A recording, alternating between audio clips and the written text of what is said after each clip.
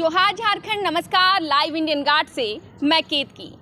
तो कल वित्त मंत्री निर्मला सीतारमन ने संसद में बजट पेश किया।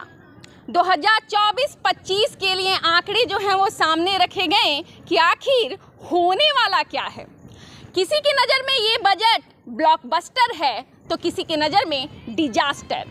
आज हम हैं BBMKU में और कॉमर्स के विद्यार्थी हमारे साथ हैं, वो युवा जिसे इस बजट में एक जाति भी करार दिया गया है। जी हाँ, आपको बता दें, बजट में 4 जातियों का जिक्र है। वो जाति नहीं जो आप समझते हैं। पहला जो सबसे ऊपर रखा गया है, अन्नदाताओं को, महिलाओं की भी बात की गई है, युवाओं की भी बात की गई है। और बजट में जब ऐसी जातियों की बात की गई है तो उनमें से एक जाति आज हमारे साथ है, युवाओं की जाति। BBMKU में कॉमर्स के विद्यार्थी हमारे साथ हैं और इनसे आज जानते हैं कि बजट को लेकर इनकी क्या सोच है। बजट कैसा लगा, सबसे पहला सवाल। मेरा नाम सौरभ कुमार सिंह है और मैं कॉमर्स एंड बिजनेस मैनेजमेंट का स्टूडेंट हूँ। जी मैम, इस बजट को, ये बजट केंद्रीय वित्त मंत्री निर्मला सीतारमन के द्वारा पास हुआ है। ये कुल बजट 48.21 लाख करोड़ का है। इस बजट को लगभग मैंने 1 या 2 बार पढ़ा। तो लगभग पहले की तरह ये बजट बेहतर है। ठीक है, आपने जैसे बोला कि ब्लॉकबस्टर है, ये सच में एक ब्लॉकबस्टर है। और जिस प्रकार नरेंद्र मोदी का ये लक्ष्य है कि 2047 तक भारत को एक विकसित देश बनाना है, लगता है कि इस बजट से एक अनुमान लगाया जा सकता है कि हाँ, ये हो सकता है, संभव है। और कुछ ऐसी इसमें मैंने कमियां देखी है कि हर बार पिछले भी बजट निकले या इससे पहले जितने भी बजट निकले, कुछ इसमें वर्गों को मतलब कुछ ऐसा लाभ नहीं मिला। जैसे मध्यम वर्गों को मैं एक उदाहरण के तौर पर बताना चाहता हूं कि जब कोरोना वायरस के दौरान जब बहुत सारे डॉक्टर जब कोरोना पेशेंट के जब इलाज कर रहे थे तो उनका एक इंश्योरेंस या पॉलिसी दी गई थी कि अगर उनका देहांत होता है तो उन्हें इंश्योरेंस दिया जाएगा। एक बजट के अनुसार ही वो भी मिला। लेकिन गांव में एक पोषण सखी होती है, सहायताएं होती है, उन्हें किसी भी तरह का कोई लाभ नहीं मिलता है। जो कि उन्हें काम दिया गया था कि पूरे गांव में घूम घूम कर वो काम करेंगे। जो कोरोना पेशेंट है, कौन बाहर से आए हैं, कौन नहीं है, तो उनके लिए भी कुछ सुविधाएं दी जानी चाहिए। हर बार एक ऐसे वर्ग को छाट देना ये सही नहीं माना जा सकता है। ठीक है।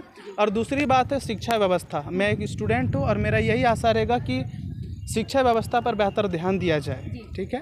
बजट में क्या बात हुई है इसके बारे में, मतलब ध्यान दिया जा रहा है, क्या लग रहा है प्रेजेंट गवर्नमेंट? ध्यान तो बजट तो हर बार पेश होता है, लेकिन ये जरूरी है कि वो अच्छे तरीके से सभी स्टूडेंट्स पर या सभी जगहों पर लागू हो। लागू करना ये जरूरी है। ठीक है, बजट पेश करना जरूरी नहीं है। बजट तो पेश हर साल होगा, बट उसे उसका लाभ सभी को मिले, ये जरूरी है। और तीसरा ये है कि ये रोजगार, ठीक है, रोजगार में यहाँ पर बेरोजगारों की संख्या लगातार बढ़ती जा रही है। और इस बार के बजट में 500 टॉप कंपनीज लगभग सभी स्टूडेंट्स को ये ट्रेनिंग्स देगी। ठीक है, इंटर्नशिप देगी जिसमें 5000 मंथली सैलरी भी मिलेगा। ये ठीक है, हाँ, ये अच्छा प्रोविजन। इसमें कुछ जो विद्यार्थी हैं उनका ये कहना है कि 5000 का जो स्टाइपेंड हमें मिल रहा है और टॉप 500 कंपनियों में काम करने के लिए जब हम वैसे शहरों में रहेंगे तो आखिर गुजारा कैसे होगा? इस पे क्या कहें? ये भी बात सही है। मैं ये बोलने ही वाला था कि 5000 तो बहुत ही कम है। आप देख सकते हैं कि जिस प्रकार महंगाई दर है तो 5000 कुछ भी नहीं है।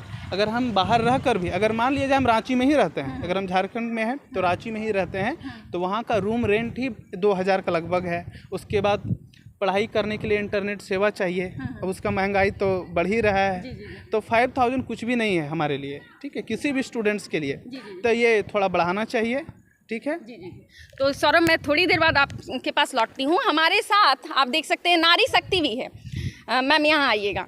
नाम क्या हुआ पहले तो ये बताइए? ईशा दत्ता चौधरी। ईशा दत्ता। मैम आप भी आइएगा, नाम क्या हुआ आपका? स्वाति कुमार। इस बजट में बात की गई है कि महिलाएं, जो कामकाजी महिलाएं होती हैं, बाहर काम करती हैं, उनके बच्चे जो हैं वो कैसे रहें, उनके लिए क्रेच की व्यवस्था की जा रही है। पढ़ने वाली भी लड़कियां आती हैं, आप लोग खुद भी देखती होंगी कैंपस में कि उनके बच्चे जो होते हैं वो बाहर पति संभाल रहे होते हैं। ऐसे में क्या लगता है, गवर्नमेंट का जो ये प्रोविज़न है, हॉस्टल्स का निर्माण कराया जाना है महिलाओं के लिए, कामकाजी महिलाओं के लिए, अच्छा कदम है या कैसे देखती है इसको? अच्छा कदम है। अच्छा कदम है। चैलेंजेस आते हैं काम करने में। ओके, अच्छा, महिलाओं के लिए और क्या सोचती हैं कि काम होना चाहिए सोसाइटी में? लोग जागेंगे तभी हो सकता है या केवल सरकार के करने पे ही होगा काम? नहीं, लोग जागेंगे तो इससे हो सकता हो है। सकता है। अच्छा, जो ये बात चल रही है अभी युवाओं को इंटर्नशिप का मौका देने की, 5,000 रुपये मिलेंगे पर मंथ 1 साल के लिए, और इंटर्नशिप के जरिए आपको सिखाया जाएगा बड़ी कंपनियों का वर्क कल्चर क्या है, क्या काम करना है। क्या लगता है, ये अच्छा कदम है? हाँ, अच्छा कदम है, पर इसको थोड़ा और बढ़ाया जाए तो ज़्यादा अच्छा हो सकता है। ज़्यादा अच्छा होगा। ओके, तो नारी शक्ति की बात सुन रहे हैं मैम। आपको 5,000 में अगर इंटर्नशिप का मौका मिले तो क्या बाहर जाएंगी? शायद पॉसिबल नहीं है, बिकॉज 5,000 में तो आज के टाइम में शायद कुछ नहीं हो सकता नहीं है। हो सकता है, मतलब अच्छा कदम तो है लेकिन सफिशिएंट नहीं है। सफिशिएंट नहीं है। ओके सर, आप 1 मिनट आइएगा। हमारे साथ एक व्यक्ति और है, नाम बताइए अपना। मेरा नाम मोहम्मद सरफराज। अच्छा, इसमें एक जो प्रोविज़न आया है बजट में, 1 करोड़ जो युवा हैं, क्योंकि अभी भारत जो है वो युवाओं का देश है, 1 करोड़ युवा जो हैं उनके लिए प्रोविज़न किया जा रहा है कि 5,000 रुपये पर मंथ वाली जो इंटर्नशिप का प्रोग्राम है टॉप 500 कंपनियों में दिया जाएगा। कैसे देखते हैं इस कदम को आप? सर, इसे थोड़ा स्केल अप करना पड़ेगा। Scale up जैसे करना 5,000 per month is not enough to sufficient in हाँ, मतलब सस्टेन करना मुश्किल है। इम्पॉसिबल है। Okay. खास के हमारे मेट्रोपॉलिटन सिटी में, हाँ। जहाँ बड़े बड़े कंपनी सेटअप हैं। हाँ। जैसे लोकली इधर आसपास कहीं भी बड़ा कंपनी नहीं है जिसके लिए लोकली इजीली एक्सेस पड़े, बाहर जाना पड़ेगा, वो इनफ नहीं है। ओके, मेहताब हमारे साथ हैं। मेहताब, आपसे जानना चाहूँगी, क्योंकि मेहताब जो हैं आमतौर पर ऐसे मुद्दों पर खुलकर बोलते हैं। मेहताब, 5,000 वाली जो बात मैं उतने देर से कर रही हूँ, इसके बारे में आप क्या सोचते हैं? इसमें मैम मैं सहमत नहीं हूँ। ओके, जी मैम, इसलिए सहमत नहीं हूँ कि 5,000 इस बार मतलब बहुत कम अमाउंट है। कम अमाउंट है। जी मैम, जिस तरह का महंगाई है हाँ। उस हिसाब से 5,000 बहुत कम अमाउंट है मैम। ओके, अगर 10,000 10,000 तक रहता तो शायद कुछ हो सकता था मैम। जी मैम। जी। अच्छा, एक बात और बताइएगा, जी मैम। पूरे बजट में, जी मैम। क्योंकि सरकार जो है वो एक तरफ जदयू और टीडीपी दोनों के कंधे पे स्थित है, जी मैम। उसका नज़ारा भी देखने को मिला। जी मैम। बिहार और आंध्रा जो है उसको बोनांजा ऑफर दिया गया, और बहुत सारे जो और राज्य हैं, पर्टिकुलरली जो साउथ वाले स्टेट्स हैं, उनके साथ सौतेला व्यवहार हुआ। जी मैम। हालांकि लॉलीपॉप के रूप में पूर्वोदय योजना के तहत झारखंड को बोला गया कि आप मेरे लिए प्रायोरिटी हो, जी मैम। ठीक है, जी। लेकिन क्या झारखंड को वाकई बजट से कुछ फायदा आपको नजर आ रहा है? मैम ऐसा तो कोई अभी तक फ़ायदा नहीं नज़र आया मैम। कोई फायदा नहीं है? नहीं मैम। और क्या उम्मीद था, एयरपोर्ट इस बार मिलने का उम्मीद था? सोचा था कि मैम कि इस बार एयरपोर्ट मिलेगा, पर एयरपोर्ट भी नहीं मिला मैम। ये हम लोग को बहुत ही बुरा लगा मैम एयरपोर्ट का लेके। ओके, क्योंकि यहाँ पे बहुत सारे लोग बिजनेसमैन जो है मैम, जैसे कोल माइंस है, धनबाद कैपिटल कोल माइंस के नाम से जाना जाता है। जी। और यहाँ पे एयरपोर्ट होना भी बहुत ज़रूरी था मैम, क्योंकि यहाँ पे बहुत बड़े बड़े वर्ल्ड क्लास के बिजनेसमैन लोग आते हैं। और यहाँ पे एयरपोर्ट की वजह से सुविधा ना होने के चलते यहाँ पे बड़े बड़े ना सेलिब्रिटी आ पाते हैं, ना मैम बड़े बिजनेसमैन आ पाते हैं मैम। इसके चलते थोड़ा प्रॉब्लम क्रिएट होता है मैम। ओके, जी मैम। ठीक है, थैंक यू मेहताब। सौरभ, आपके पास लौटना चाहूँगी। कोएलिशन पॉलिटिक्स जो है वापस लौट रहा है भारत में, और उसके बाद तुष्टीकरण की नीति तो नहीं कहूँगी, लेकिन हाँ, कुछ लिया है तो कुछ देना पड़ेगा। विशेष जो दर्जा था, स्पेशल स्टेटस, वो तो नहीं दिया गया, लेकिन बम्पर भरमार दी गई उन्हें बजट में। ऐसे में क्या लगते हैं, और जो राज्य हैं, क्या उनके साथ आपको लगता है नाइंसाफ़ी हुई है? ऐसे तो देखा जाए तो मैम सभी राज्यों को अमाउंट की बहुत ज़रूरत है, क्योंकि विकास तो भारत में होना है। और भारत के सभी राज्यों को जी, बजट के एक ऐसा हिस्सा चाहिए जिससे वो विकास कर सके। क्योंकि कोई भी राज्य का अगर मुख्यमंत्री बनता है तो वो चाहता है कि हम बेहतर सुविधा प्रदान करें।